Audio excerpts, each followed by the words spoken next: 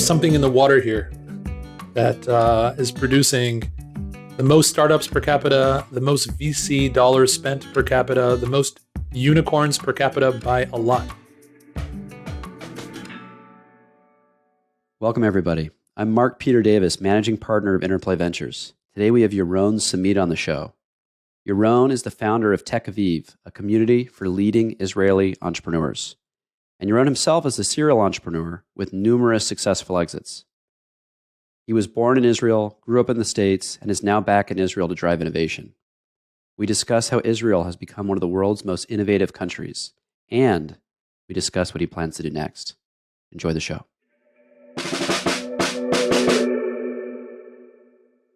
This episode is brought to you by Venwise. Venwise is a curated community of high-growth leaders.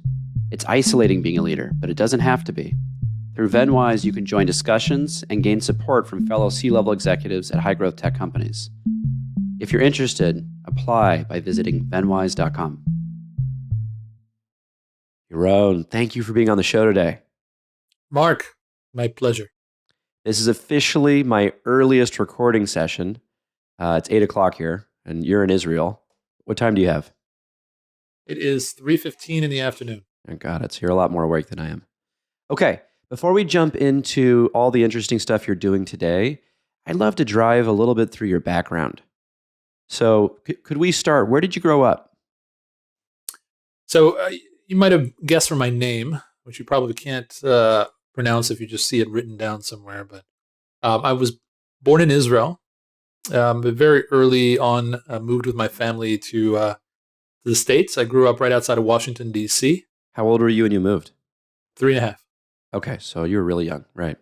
Yeah. You don't have much in the way of an accent. I don't. I mean, I speak Hebrew fluently, so we can do this interview in Hebrew if you like. It would be a one-sided conversation, unfortunately. Okay. And so, yeah, I grew up in the States, always knowing that I'd go back to Israel at some point. But my education and my professional career were all between Maryland, New York, and Silicon Valley. I did a stint where I went to Israel and I studied at our local MIT sister school, which is called the Technion. And eventually I ended up back in Israel, made Aliyah 5 years ago. Okay, fantastic. I want to explore all of that. Now, I saw you went to Maryland for college, and I was going to ask when you came to the States, if you came later. I was going to try to understand that. But it sounds like that's a natural progression for a local boy to head over to Maryland. Yeah, so I wanted to be close to my parents. I think that was the extent of that decision making, was just wanting to be local. Right. And funny story, I come from a lineage of great academics and engineers and chemists, biologists, etc. And all the males in my family were engineers, and so I went to Maryland to study engineering. And within a few months, I realized very quickly, not only do I suck at being an engineer, I really hate it. Right. And so I literally failed out, like flunked out of engineering school year one, and kind of did a reboot on my academic life. Left Maryland to go study at the Technion for a year in Israel. I always knew I wanted to go back. I wanted to do the army, that kind of thing. And so my kind of academic career took a hard right from engineering to I studied like project management and product management and marketing and so forth. And that led me to kind of more of a business career. I went back to Maryland to finish my degree, and it was in like literally a BS degree in just business administration, marketing. Right. That was my undergrad. But you found a way, because tech is now such a prevalent industry, to marry the engineering roots, at least a little bit, with your business skills. This is dumb luck. I graduated in 95, which you're old enough to remember was pretty much the birth of the web. Yeah. Right. And so with a marketing degree, the very first job I got out of college was in New York City, being like a junior account executive at Edelman Public Relations. Mm-hmm. But I quickly found out that I suck at being an employee and I hate corporate America. And within 4 months, I got fired. Now, why I got fired is very is very relevant for defining the rest of my career, which is, and this is a quote, by the way, the boss who fired me as she was kicking me out the door said, "You're just too creative for this place." Huh. And what she meant was, um, I wouldn't do things the way they were normally done.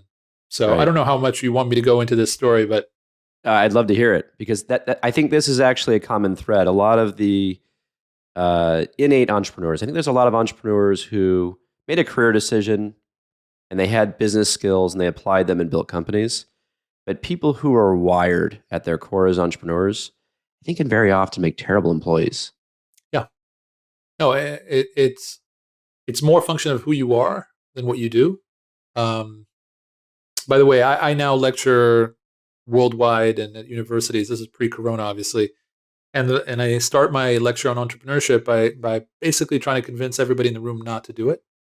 I give them all the reasons why it's just a really bad idea. And then I look around the audience and I see the one or two kind of shining eyes of the folks who go, "Yeah, but that just doesn't apply to me. All that logic doesn't apply to me. I'm the outlier." And the thought of going to work for a boss who will tell me what to do all day long is just so repulsive to these people, or they're just so not good at it that they have no option but to be themselves, which is a kind of a creative spirit, somebody who builds a tomorrow that they would want to see rather than being told what to build.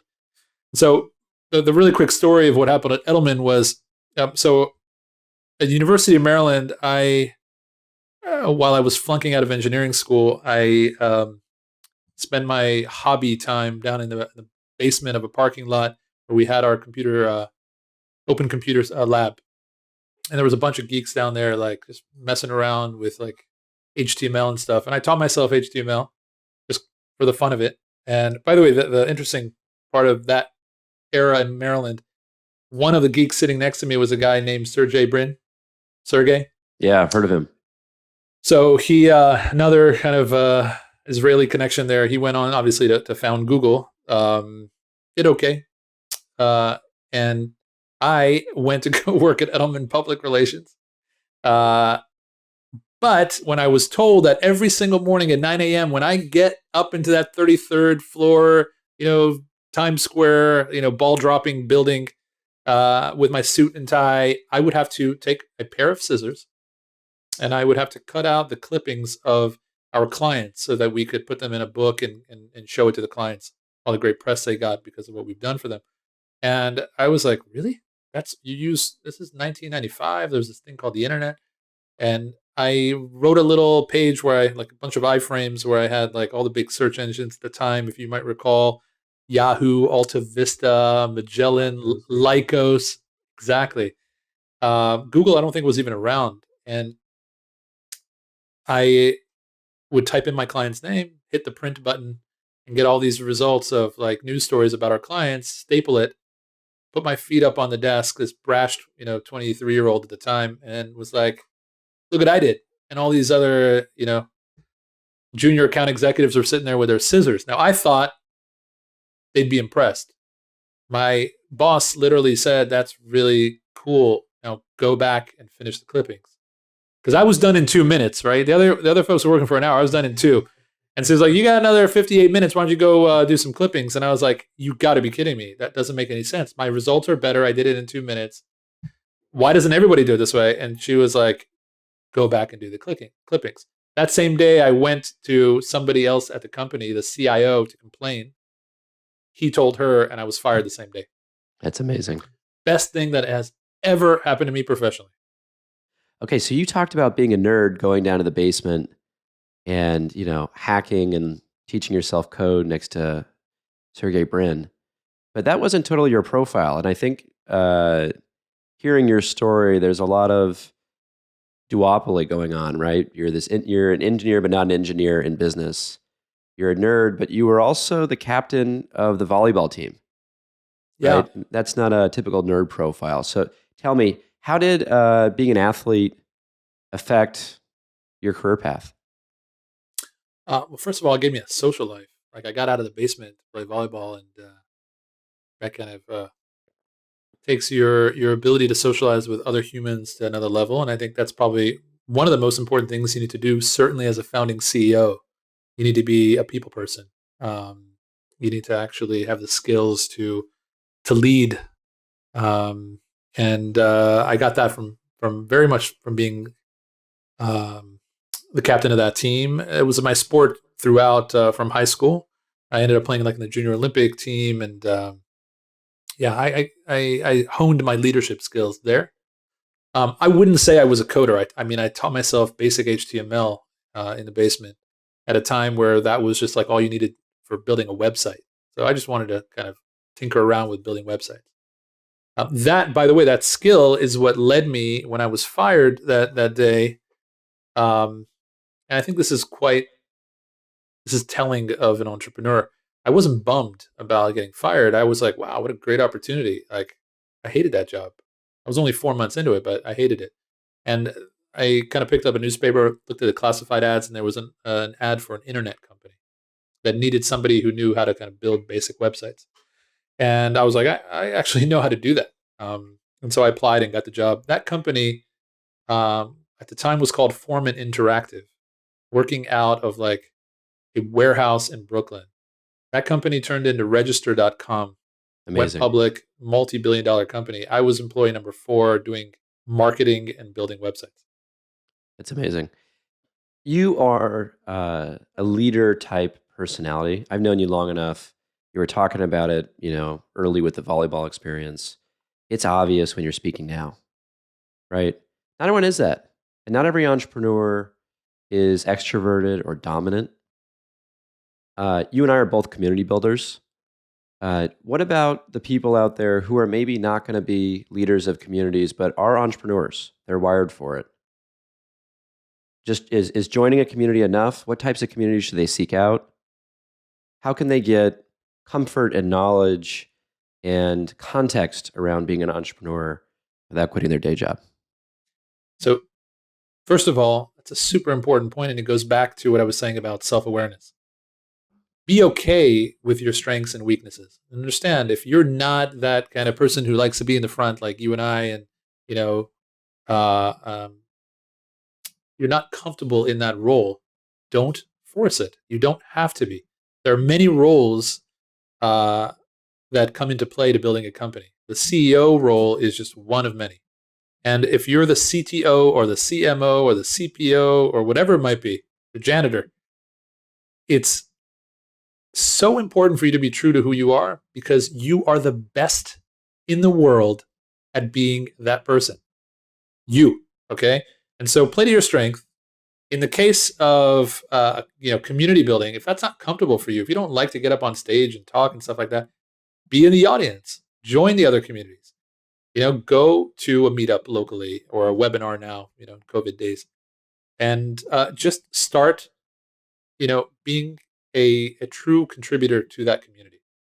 You can share online, you can post, you can do whatever you want. You don't have to be in the front, but just being a contributor builds up this network inherently that you will learn from, you will give to, and when you're ready to start your company, you're going to have your potential co-founder from that community, your first hires, your first customers, your first partners, your first investors. And that's something that you can start like years before you actually launch your company. And if you do so, it's that much easier to So much build easier. a company. It's fantastic advice. I'd add one thing to it. I started a entrepreneurship community for Columbia University. And one of the main objectives was that I saw so many people who are talented, bright, passionate, would-be founders following a path that everyone else was on to Wall Street or consulting. And that's not a bad path. It just wasn't the right path for them. And I think part of the reason they chose that path was because it was scary to go alone, to do something different without context, without basic understanding. And so my hope with this community I started, which I think it's had the impact, is a lot of entrepreneurs, they come, they don't know what they're getting into, they're doughy-eyed. They hear other people like you talking.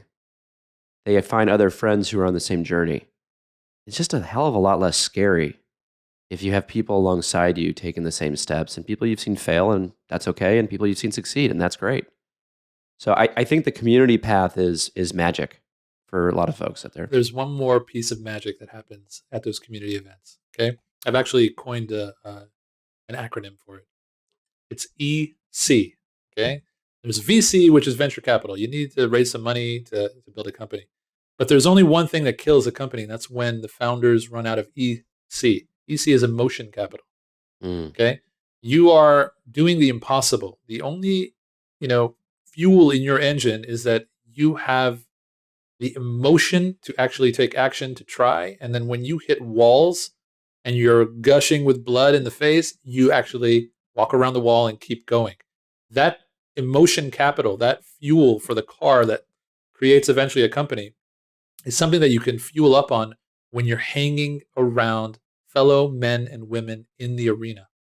When you realize that they're in the trenches and they're going through the slog and dealing with all the deep psychological up and down of trying to be an entrepreneur, you fill up with that emotion capital, that EC, and you come home and you spend that extra hour that night working on your PowerPoint deck.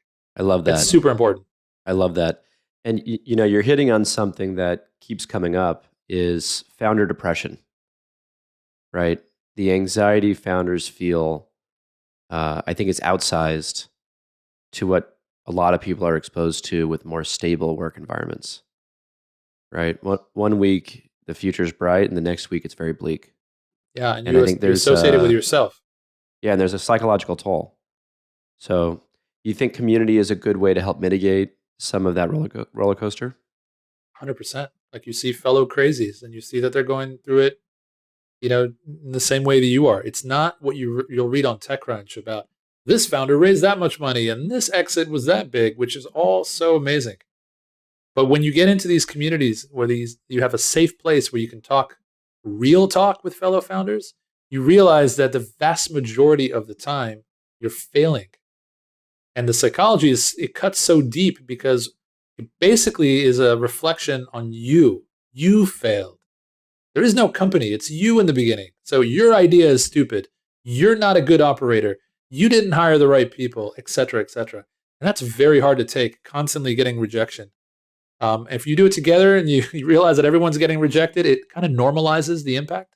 Yeah. Very important. Yeah. Very powerful stuff. I know you started off on the marketing side of the house. Do you think that's a good place for would-be founders, CEOs to cut their teeth? I do, actually. So this is a little bit of a contrarian take. Most people in the tech world will say you want to find two technical founders or tech folks who can build some proprietary IP.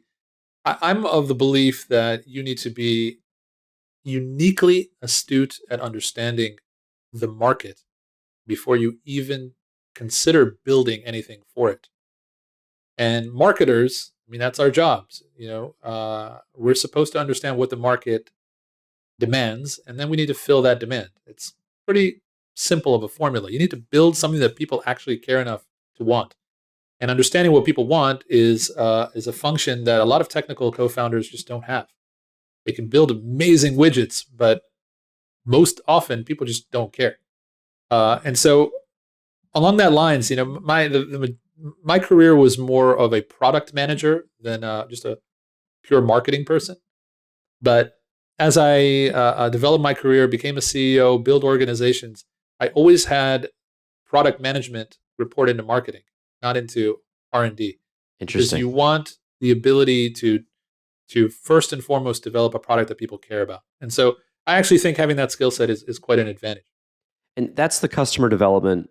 That's the brand, the label that's been put on that philosophy, right? And so customer validation, which is the very first step of building a company. You just want to validate that there will be some people or some organizations who will care enough to even try your product and then maybe use it and then maybe pay for it. That's step one, before you do anything else. That is fantastic advice. And now you're a serial entrepreneur. I know that. The people listening probably don't know everything about you. Can you walk us through some of the companies you've started? Sure. So, I mean, I had a few real jobs. Like I said in the beginning, I was at Register.com running marketing. Then I joined a company called Backweb and ran product management. Then I joined a company called Zend, the PHP company, and was VP marketing. My very first company that I started was called Fan Networks. It was back in 2001, where you know Napster and Scour, all these like illegal file sharing apps were around, and the music industry was basically crumbling. And I had this idea for creating a piece of software that the record labels could put on their CD, the physical CD that you'd have to buy. And only if you bought the CD and you popped it into your computer, then you would get exclusive tracks and commentary and video from the artist, etc. It was like a kind of vertical MTV channels for artists. I called it Fan Networks, and very very early on merged with another company. This is about building a community and talking to other people in the space. Met another company called DeskSite, but they were ahead of me. They had funding, they had a team, and we merged. And so that became DeskSite Music. That was my first company that I co-founded. The next company was born from the limitation of that business, the Fan Networks business, which was we were monetizing with ads, but back in 2000, it was so expensive to deliver rich media from server to client. And so I, inspired by those peer-to-peer companies that were basically moving bits around the internet in a more efficient way, I built a legitimate enterprise peer-to-peer CDN, content delivery network, that could use peer-to-peer networking to move files legitimately for people and businesses. And that company was called Pando, grew very quickly to tens of millions of users, was acquired by Microsoft.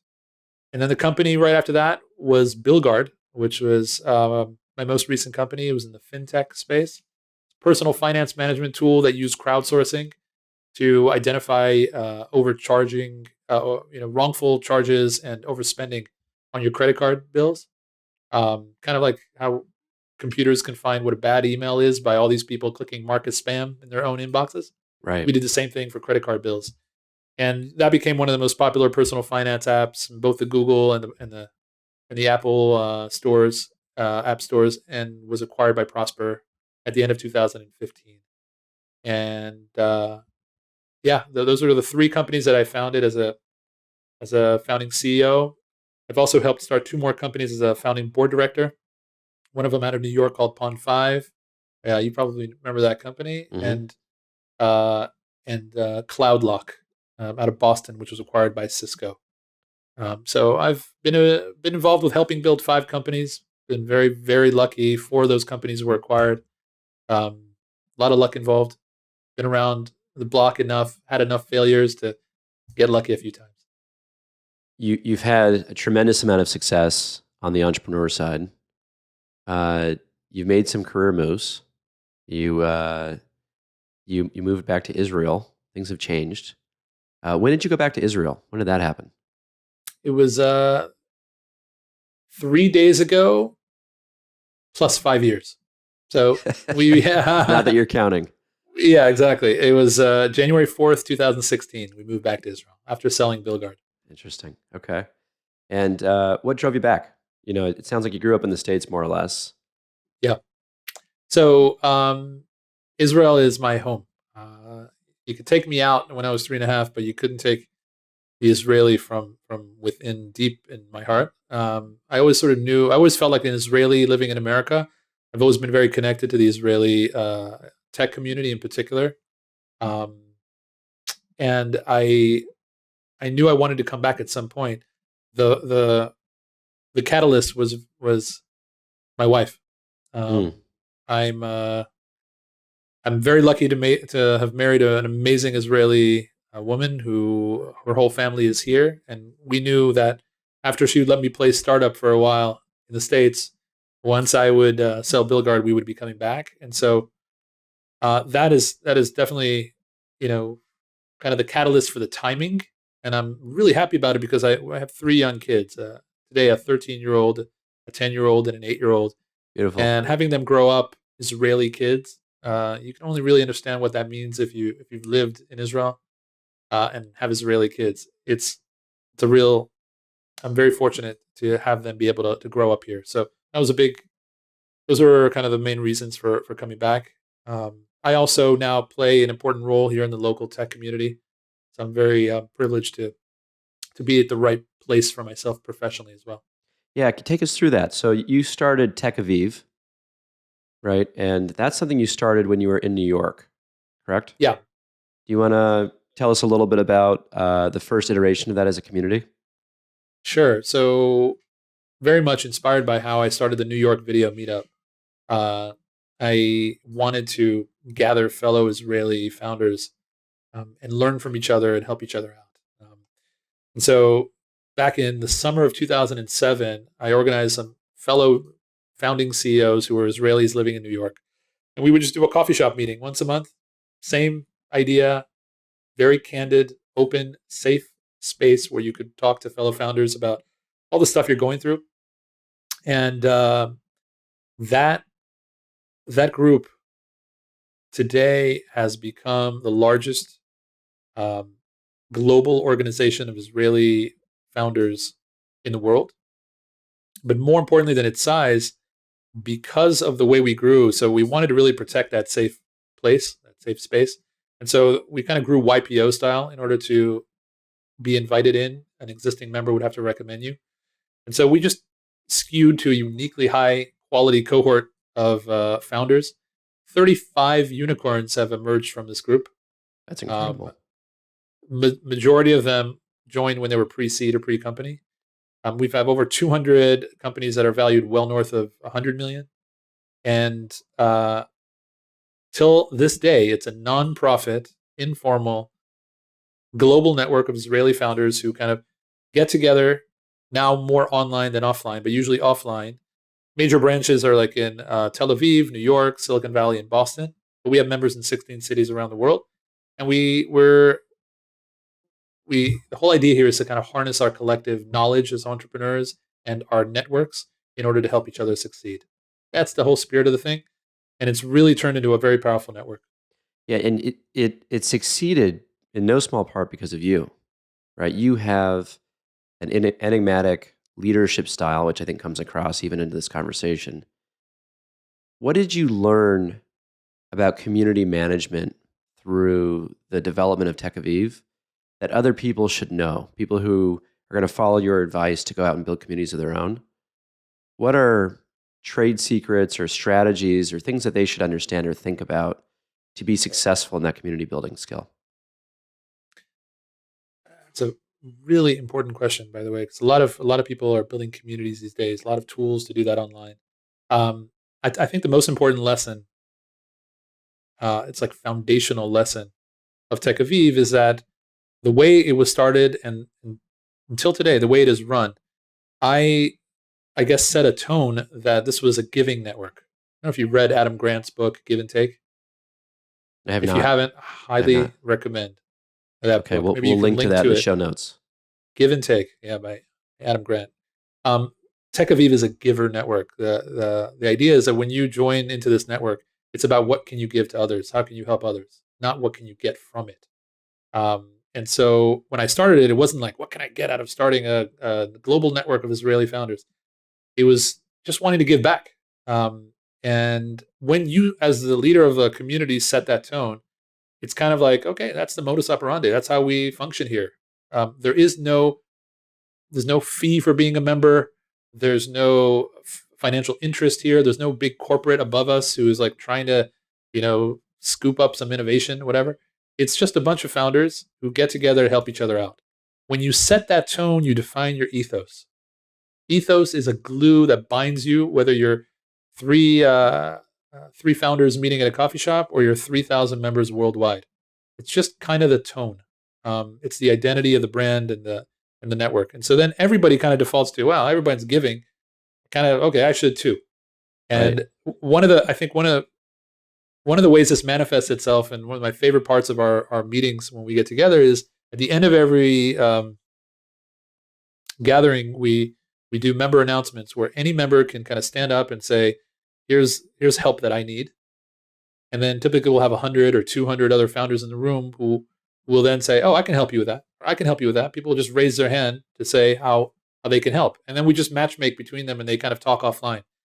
I wish I would have quantified this over the years, but the amount of hiring business development, fundraising, M&A, you name it, advisory, like help that founders have provided each other through that framework, which, by the way, it's the most meaningful thing I've done in my career. I've built a bunch of tech companies. I've been fortunate and made some money.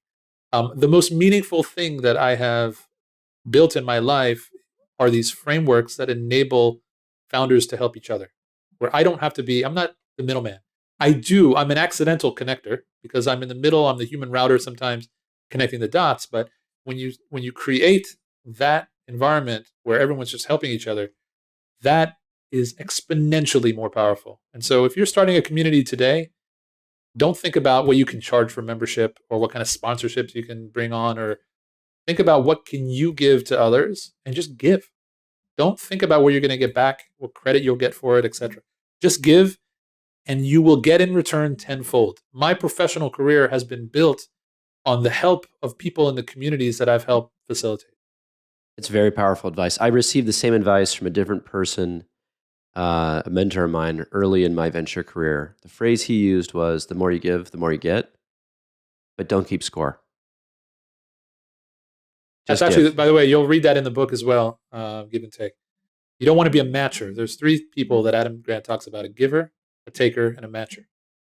The givers are always, whenever they interact with a fellow human being, they think, okay, how can I help? The taker always thinks, what can I get from this person I'm interacting with? And the matcher goes, okay, I'm willing to give you something, but I'm taking, a mental note of what I'm going to get back in return equally. Mm-hmm. And they're constantly keeping score so that there's an equal give and take.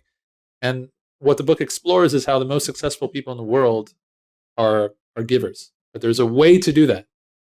So yeah, that would be my main advice if you want to start a community. Be authentic. Don't think about what you can get from it. Give first. That's awesome. TechAviv has evolved. Yep. Right? It's no longer just a community. You're about to give a worldwide scoop, by the way. We haven't announced this anywhere yet. Well, it's on your website. It's quietly on our website. It's not been quietly announced anywhere. I'm happy to do it, by the way. Okay, good. Pending the air date, I'm happy to talk about it here. This will literally be... This, you got about a month lead time from this conversation to being public. Yeah. But let's explore it, and then we can figure out timing with you afterward. No. It's totally fine. We are live. So it says on your website some important news. What is that news? So there's a tiny link on the TechAviv website which says fund. Yeah. It's not an announcement yet, but we have quietly put together a founders fund. Because of the unique position we are in, having kind of assembled this global network of prolific founders. Like, talk about all those unicorn founders. By the way, another dozen public company CEOs now. We have what I consider to be a responsibility to harness that knowledge of scaling up companies and helping fellow founders, go that distance rather than just building another cool widget to flip to Google. And that's a big part of our mission at TechAviv. And so what we decided to do is create a founders fund where we could also provide the very first checks to entrepreneurs who are going after companies that their goal is to make massive impact, to be enduring, to be IPO caliber companies, not just another cool tech product. And we are collectively scouting for those entrepreneurs. We're focused as a fund because we're an Israeli founders club. We're focused as a founders fund on Israeli founders. And the idea is we provide pre-seed and seed checks.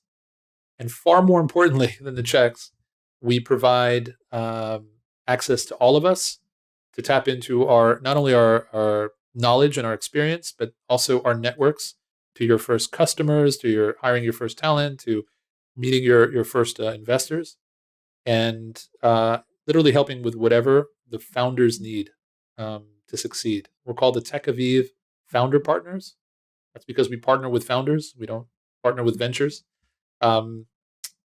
Money is the least valuable asset we bring to the table. We happen to be structured as a fund, but we are not a traditional fund. We're very much a network. I'm really, really excited by the way it came together. Some remarkable people um, who are industry leaders, CEOs of top companies, but who are uniquely generous with their time in helping fellow founders. It was, by the way, going to be a small fund, just a few founders. Word kind of got out that we're doing this, and there was a lot of enthusiasm to join us. And so we've expanded it a bit. We've also added some senior executives and CEOs from top tech giants like Google and Facebook and Amazon, Uber, etc. And there's also several top tier venture capital funds that are also invested in us. But everyone that comes into the network is signing up to help the portfolio companies that we back build big companies. That's the idea. Is this your next chapter? So I see it as a natural extension of the TechAviv network. This is a for-profit entity, so it's a venture capital fund, but it's very much built in the spirit and the same ethos of, collectively helping fellow founders. So yeah, it's very much the evolution. I don't know if it's a chapter, but it's an evolution of myself. Mm-hmm. Kind of reached a phase in my career where I'm more excited about being a coach than being a player. Took time. Like if you would have asked me a couple of years ago if I would have ever been a VC, probably say no way. Yeah. But I've really settled into a very happy place with helping other people build companies rather than building my own. There's something with entrepreneurs as we get a little older where we evolve into that role. I remember having a conversation with a VC I'd met who had an incredible entrepreneurial journey and had become a VC, and I don't know if he was a great VC or not. And I said, why aren't you starting companies? And he said, entrepreneurship is a young man's sport. Does that resonate with you? Well, first of all, the data says otherwise. So recent data has shown that if you take there's 500 unicorns in the world. Yeah. The average age of an entrepreneur who starts a unicorn company, a company valued over $1 billion, is 45 years old. That's fantastic. 45. So we still have a chance, Mark. Yeah. But I got a few years to get started. I'm not ready yet. I'm still in training. There you go. So I'm 47. I'm past my prime. Don't admit it. Don't admit it. We'll edit that part out. There you go. I appreciate it. Maybe put like a little number hovering next to me, like 36 or something. Yeah, there you go. So yeah, it resonates with me personally because I've just gotten to a place in my career where I've proven to myself that I can build companies. I can operate, and I know kind of the inner workings and the messiness of starting a company. But the idea of working on just one product for the next decade of my life versus helping potentially 20 teams build 20 products and 20 important companies that could have a real impact in the world, it just resonates with me personally. I'm happy to be a passenger and not hold the driving wheel at this stage. As a 47-year-old father of 3 kids who wants to have a little bit more balance and control of my time at this stage of my life and career, it fits really perfectly. And I have to say, though it wasn't planned this way, spending the last 13 years building this global network of founders helping each other, just I believe is such a it's such a powerful way then to build a vehicle for backing those founders in a more structured way. Most VCs, they launch and then they're like, okay, we got to build a community around our fund. Let's do some dinners. Let's invite some folks and give out some T-shirts. That's not a true community, right? That's a financially interested dinner. We're a community that happened to add a venture arm to what we do, and I think it's a very powerful, practical tool to keep doing what we're doing in even a more powerful way. You think very deeply, I think, which is obvious at this point in this conversation, about community building. You've been doing it for a long time. How would you, and you spent a lot of time in New York and now in Tel Aviv as a mature entrepreneur. How would you compare and contrast the New York entrepreneurial community with the one in Tel Aviv? What's different? What's better? What's worse about each? Wow, what a great question. So, and I hate generalizing too much because we're all human beings, and New York is such a petri dish of humanity. So there's not such a thing as a typical New York entrepreneur. By the way, there's hundreds of Israeli founders who are building their companies in New York. Uh, but if I had to kind of like try to high level generalize, I would say there's more of a bend towards like tech, deep tech in Israel. That has to do with kind of like the dynamics of our ecosystem here. And in New York, a little bit more centric around, fintech, media, um, focused on building proper revenue generating businesses. By the way, that's Hmm. also very different than Silicon Valley. Right. Silicon Valley is like grow at all costs. Who cares about money and profit? Like just grow. New York is a little bit more sound, I think, from a business perspective.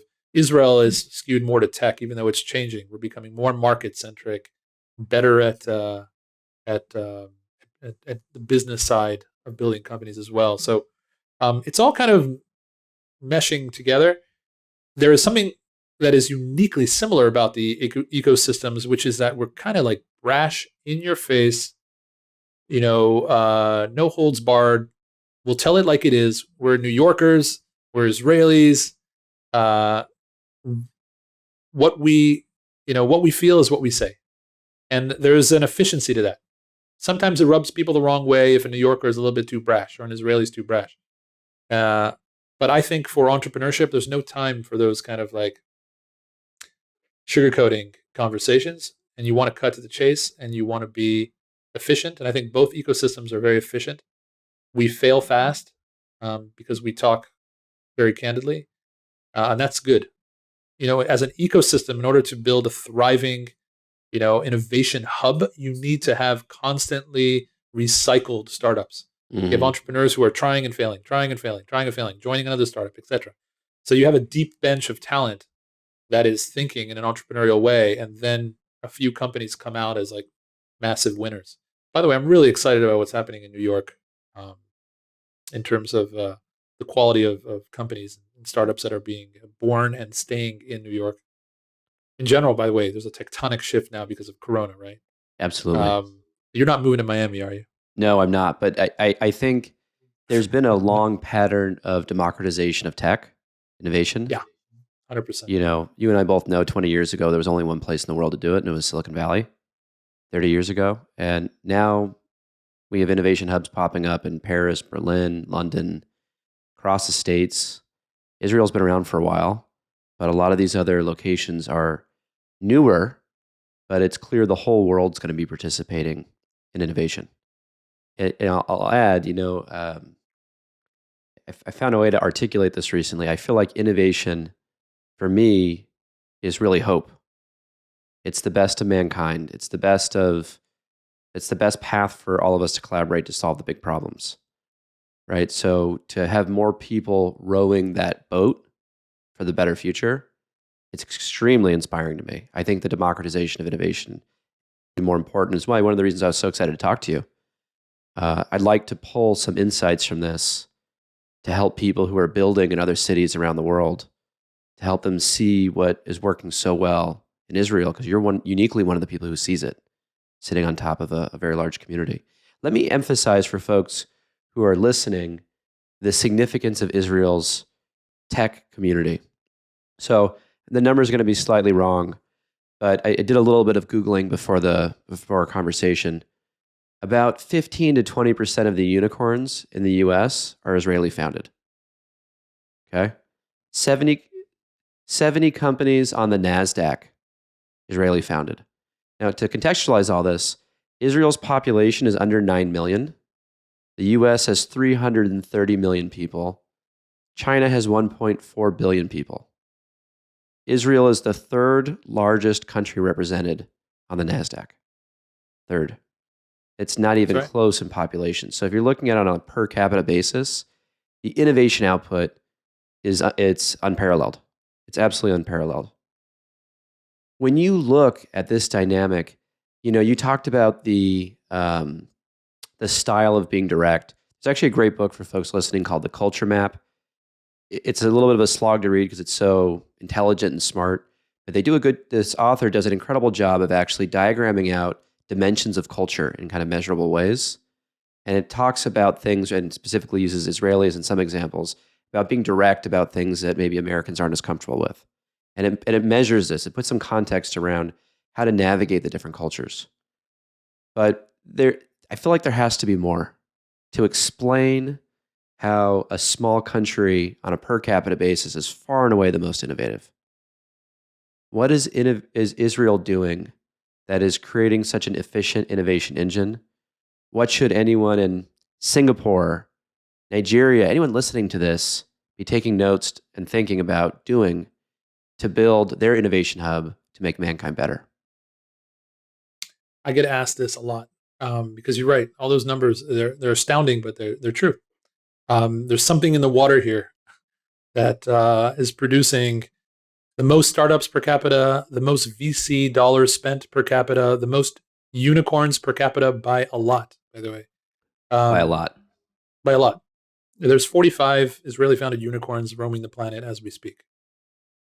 The only reason that number is not growing faster is that several of them have gone public recently. And so there's something going on here. And it is, with any phenomena, it is multifaceted. Okay, so there's not one simple answer for you. First of all, in terms of what other governments can do, they can just make their economy more attractive to starting companies. Most economies around the world are very unforgiving of failure, for example. Like good luck trying to start a company in China and failing after you've like loaned money or raised money from somebody.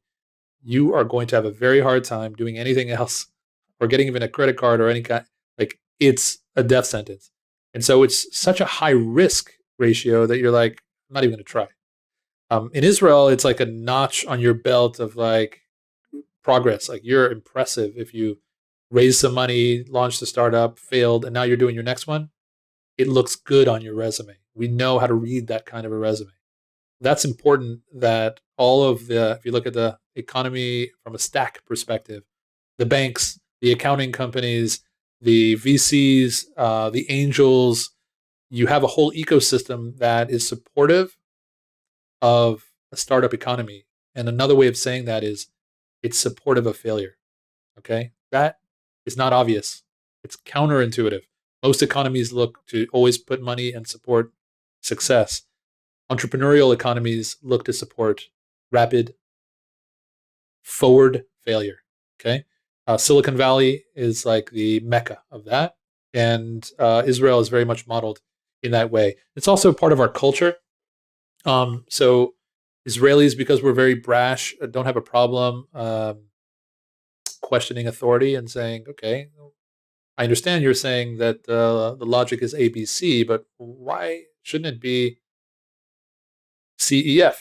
And that's like cultural. Okay, the fact that you have the audacity to question authority and say the world should be different. That's kind of ingrained in our culture. We have it. You'll go to a school and see a bunch of K through 12 level aged kids telling their teacher that the teacher doesn't know what she's talking about, and actually it should be like that. And I looked it up in Wikipedia and it said that. And what about that? And like arguments. Okay, you're not going to have that in most cultures. So that is double-edged sword sometimes. Like if you're not used to that kind of culture, it can be a bit of a culture shock when you come to Israel. But it's what produces innovation. You have to have diversity of thought. You have to have a risk-centric culture that is just not afraid of failing and trying and doing things differently than the status quo. We have, going back to what a country could do technically, you go back, to 93, country was in a terrible situation, inflation, etc. And the government created a program called the Yozma program, which basically said, if you can raise some money, and particularly from foreign investors as a company, we will match their investment equally. Go out and get $1 million for your startup. We'll give you $1 million. No equity, just free $1 million. And we'll give that foreign investor massive tax incentives to make the investment in an Israeli startup. So there's technical stuff that you can do as a government, and hats off to our government for doing that. They recognize very early that we are living in a desert. We don't have any natural resources, oil, nothing. So we need to use our brain power. And in order to power that ecosystem of brain power, You need venture capital dollars. And the way they brought foreign money is through these incentives. Okay, very smart. And local governments can do the same. Make it a absolute benefit to start a company and invest in a company locally from a tax perspective, from a funding perspective. Um, there's a very, very rich network of accelerators, hubs, co-working spaces. Um, it's the vibe when you walk down Rothschild Boulevard in Tel Aviv is the same thing as if you're walking down University Ave in Palo Alto. There is entrepreneurs in every coffee shop talking about their next big idea, and they can go to a co-working space and work together, or they can, go to an accelerator that will give them money for no equity. Okay, like Mass Challenge, for example, which is actually from the U.S. Yep. That's a Boston-based program for Boston-based program, right? Massachusetts. And like, here's some money, and you just go do some customer validation. Like, we have those kind of resources available to young, smart people who want to start companies. That's a big deal. That facilitates a lot of attempts at starting companies. And like I said, you've got to recycle quite a few until you get some winners. We have a very healthy layer of angels. These are smart angels who've started companies. This is already at a later stage. After you have a few generations of polished, seasoned entrepreneurs. They're very connected to the community because we're a small community, and they're investing in the next generation. That's very helpful for your first checks. All that stuff together, and then there's this kind of one big gorilla in the room that everyone always talks about when it's related to Israel, which is the military. Mm-hmm. Okay, so when you're an 18-year-old in the U.S., you're learning how to drink and get laid at college. When you're 18-year-old in Israel, you're going to mandatory draft service. And if you were good in math in high school, they're drafting you, okay? Literally, you start getting letters in high school for entering into the elite programming units of the Israeli military. And we have several programs that are from, intelligence to cybersecurity to, drones and big data. And when you spend the most formidable years of your life being given impossible assignments, like you're handed a laptop and you're like, okay, figure out how a computer can see through a cloud in order to identify a rocket that could fall on your mom's house. Good luck, kid. Right. And you're incredible. Like, okay. And you figure that out, and you spend 3 years of your life in that kind of dynamic environment, and you become a leader. The last thing you want to do is go work, at a big corporation as employee number 15,000. You believe in yourself enough to say, I can try to take my creative ideas and do my own thing. So we also have that assembly line. We also have amazing technical universities, some of the top in the world, the Technion, Hebrew University, Weizmann Institute. These are world class, like MIT, Stanford level universities for tech talent. So we have a very deep bench of tech talent. It's another thing that's super important in our particular field. All those things combined really enable the ecosystem here. How does someone in another country that maybe doesn't have these cultural norms, government policy, what are the first levers that you think people could start to pull? I know this is not an overnight thing. This is a multi-decade journey. Yeah. But it feels increasingly like having a tech platform in a country is going to be a critical success factor for the country going forward. Yeah. Right? So you can Where do they sort start? of generate. Yeah, you can generate these hubs. Like if you look at what France did with F Station, or in Abu Dhabi with Hub 71, you have governments putting money into massive open spaces where entrepreneurs can get together, sit together, learn from each other. They can bring in customers and partners and VCs, and you kind of create like a physical space for this type of serendipitous knocking into each other and seeing what opportunities come up. That's kind of one practical thing you can do. And most governments will look at that and be like, oh my God, it cost me how many hundreds of millions of dollars to build out that thing? Forget the money. There's no immediate return on investment. It's a long-term investment in creating an ecosystem. It's expensive. But you can start. You can build those spaces, and many countries are doing that, by the way. Like Brazil is booming right now. Berlin is like crazy. Stockholm, like London. There's many international hubs that have done this very, very well and created these kind of like hubs and spaces. That's kind of one practical thing. As I mentioned before, these kind of tax incentives and financial incentives for investors to invest locally, they can champion their companies more internationally. They can tout it. Israel flaunts itself as the startup nation. We've literally been branded by a great book called Startup Nation that everyone now refers to Israel using that brand. We are the startup nation. The government doesn't miss an opportunity to mention it. You'll hear our prime minister talking about the tech sector and the startup nation any chance he gets in front of any international audience. That's something that governments can also do and say, look, we're building an innovation economy and an ecosystem here, and this is top priority. We talk about it like we talk about, our GDP and our renewable energy efforts and whatever it might be.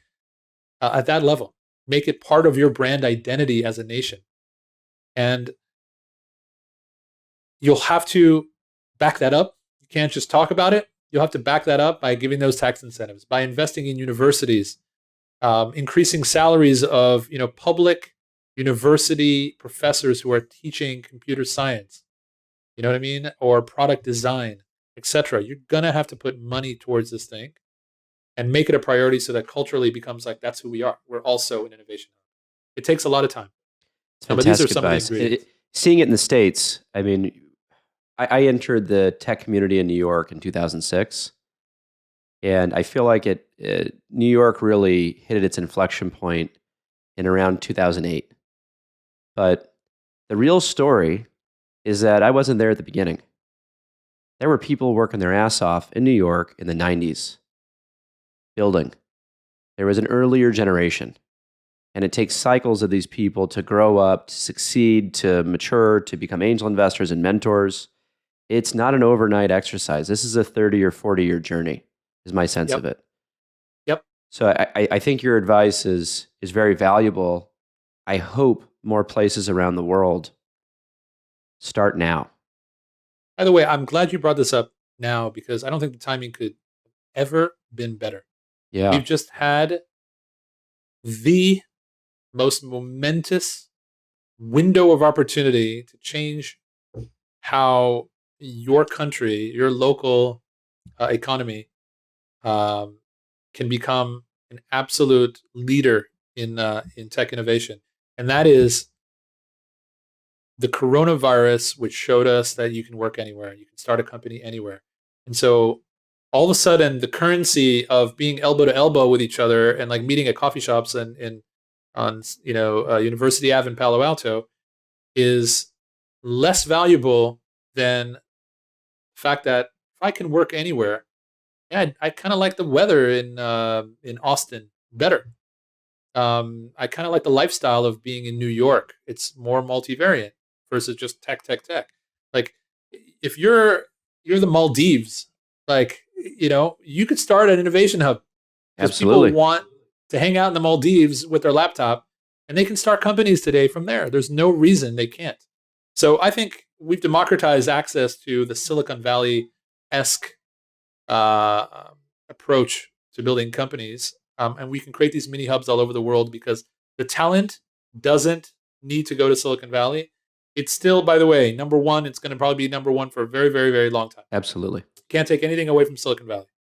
But if you have the assembly line of talent, which, by the way, starts with education, like I said before, you invest in great universities, teach people the skills needed to become knowledge workers and in an innovation economy. And then you just build like a great standard of living, which many of these countries already have. They're far higher quality standard of living than Silicon Valley. Dude, it sucks to live in Silicon Valley just from a personal perspective. It's like wake up, work, go to sleep, do it all over again. And that's why a lot of people gravitated to San Francisco, down to LA, now all over there, Austin, Miami, etc. So that's a big opportunity, and countries should absolutely jump all over it and wave the flag like Miami is doing right now, welcoming tech entrepreneurs and designers and business people to just have a better life living in their communities and enable them to build companies there as naturally as they would build an orange farm. All right, so shifting gears here for a minute. You've had an incredible path. We sneakily found out what you're doing next. Where do you see yourself in 10 years? Ooh, great question. So 10 years, I'm 57. I see myself still running TechAviv, running the new TechAviv Founder Partners Fund.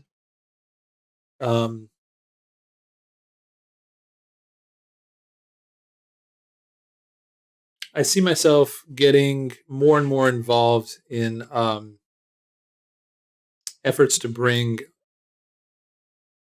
entrepreneurship outside of kind of the bubble of the tech world. I think that there's some real golden nuggets of life wisdom to trying to make the world the way you would like it to be. It can be applied to lots of different for-profit and non-profit industries. Can you give an example of that? That's too interesting of a topic to let it lie as is.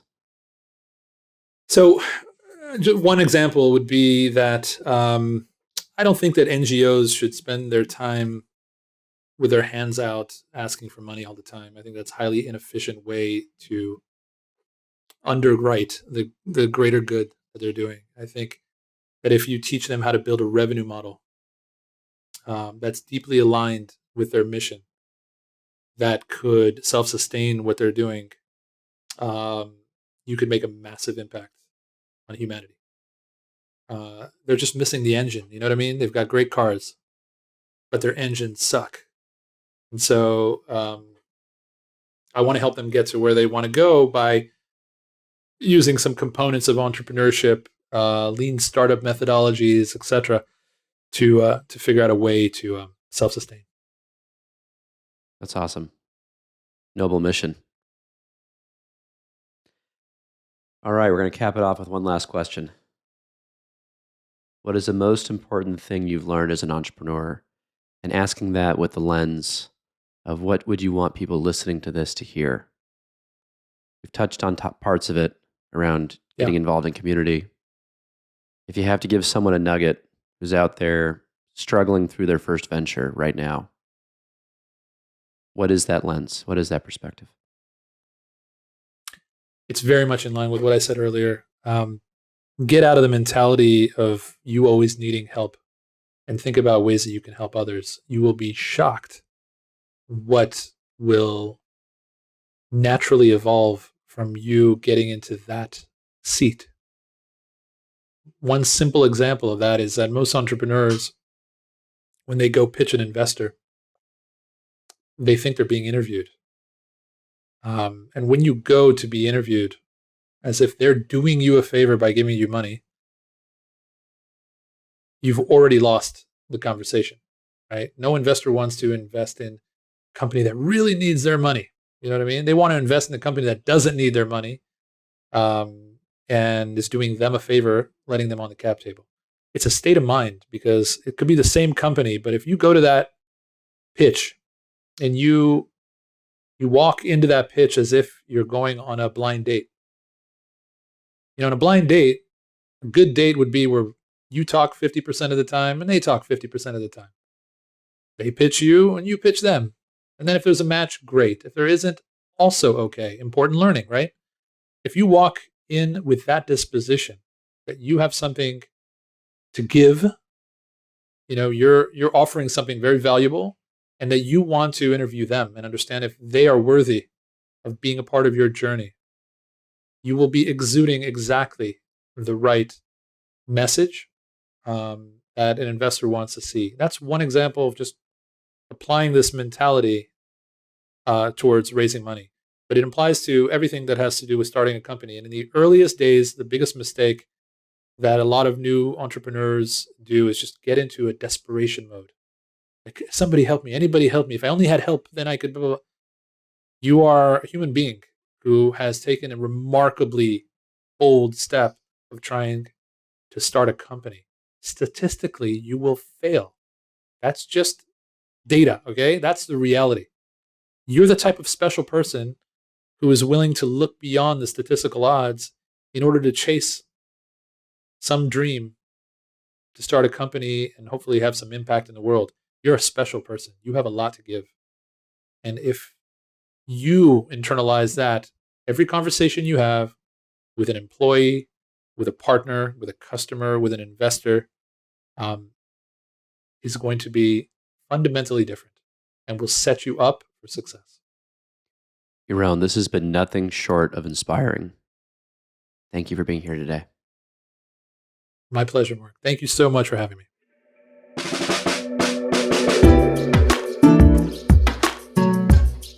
I'm very grateful to Yaron for taking the time to share his story with us. Yaron's expertise is a welcome glimpse into what's working in Israel.